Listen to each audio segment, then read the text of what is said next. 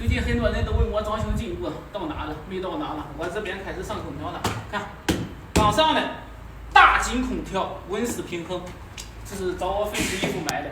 我当时我直播的时候，我粉丝衣服说买我家的空调，买我大金空调，正好我给这哈直接买的大金空调，因为我看隔壁他们都放了大金空调，我寻思那我也就放大金空调呗。